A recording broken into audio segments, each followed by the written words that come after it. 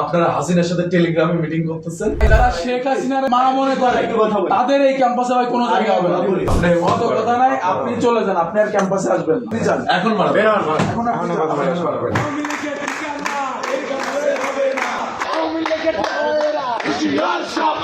শেখ হাসিনা চলে গেছে হচ্ছে 5 আগস্ট, এরপরেও আপনারা তার বয়ান উৎপাদন করেন, তার সাথে যোগাযোগ মেনটেন করেন এবং তার রাজনৈতিক যে বয়ান সেটা ক্যাম্পাসে প্রতিষ্ঠা করতে চান আপনারা।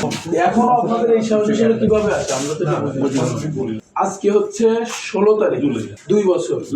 এর মধ্যে কি কোনো বয়ান সৃষ্টি দেখছো? অবশ্যই দেখছি।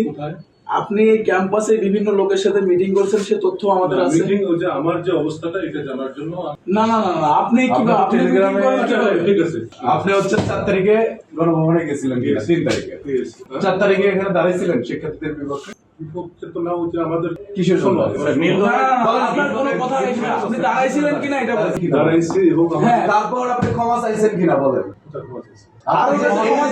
আপনি দাঁড়াইলেন 4 তারিখে, আপনি এখানে এসে দাঁড়িয়েছেন। 5 তারিখে আমার ভাই সরাসরি গুলিবিদ্ধ হয়েছে।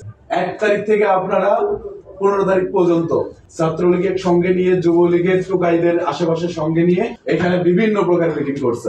তার প্রেক্ষিতে 16 তারিখে আমাদের উপর গুলিবিদ্ধ হয়েছে। 16 তারিখে আমি নিজে গুলিবিদ্ধ হয়েছি। তারপরেও আপনাদের ন্যূনতম কোনো অনুশোচনা নাই। আপনারা একের পর এক আওয়ামী লীগ বয়ান উৎপাদন করে যাচ্ছেন। আপনারা হাসিনার সাথে টেলিগ্রামে মিটিং করতেছেন।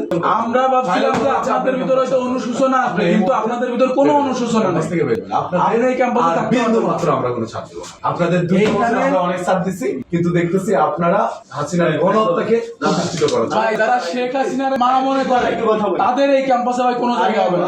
প্লিজ কোনো জায়গা হবে না। আপনি ধরেন মানুষ জীবনে ভুল করতে পারে, সাপোজ ধরেন আপনি ভুল করছেন, তো এই যে 5ই আগস্ট পরবর্তী সময় আপনি কি যে আমার 2টা শিক্ষার্থী গুলি লাগছে, আমি তো এই সন্ত্রাসীদের সমর্থন দিয়েছিলাম, তাকে ডাকি বাবারে আমার ভুল হয়েছে, আপনি কি এটা করেছেন? আপনার ভিতরে ন্যূনতম অনুশোচনা নাই?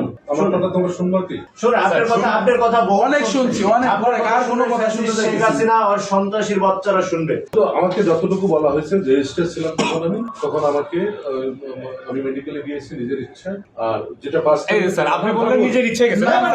শোন, এই বেটা এই বিশ্ববিদ্যালয়ে আজকে যদি 5ই আগস্ট না হতো, ওনাদের সাথে আমরা কথাই বলতে পারতাম না। আরে ভাই ক্যাম্পাসে তো মিথ্যা কথা বলছে। ক্যাম্পাসে জুলাই তো এরা তো বলছিল যে এরা যারা সামনে আন্দোলন করছে এদের ক্যাম্পাসে জুলাই তো হবে। সরাসরি এই প্রশাসন থেকে বলছিল, একজনের প্রশাসন থেকেই বলছিল। অত কথা নাই, আপনি চলে যান, আপনি আর ক্যাম্পাসে আসবেন না। আপনি জগন্নাথে আর ঢুকবেন না। আর ঢুকলে কি করতে হয় এটা আমরা আমি কথা বলবো। কাছে বলেন আপনি যান। এখন মারাবেন। এখন আপনি যান। আপনি টোটালি আপনি ক্যাম্পাসে থাকতে পারবেন না। পুলিশ ডাকেন। আপনি ক্যাম্পাস থেকে বের হন। যথেষ্ট। আপনি আওয়ামী লীগের দোষরদের সাথে আপনি এখনো মিলে মিশে চলতেছেন, এটা কোনো আপনি এখানে বের হন। পুলিশ করতে বলছে, আপনি তো কল আপনি বের হন, আপনার এখানে থাকার কোনো রাইট নেই। অলরেডি আমি না, আপনি বের হন, আপনি জগন্নাথে থাকতে পারবেন না। আপনি বের হবেন এখন। কোনো প্লিজ আপনি যান, আপনি বের হন। আপনার এই ক্যাম্পাসে থাকার রাইট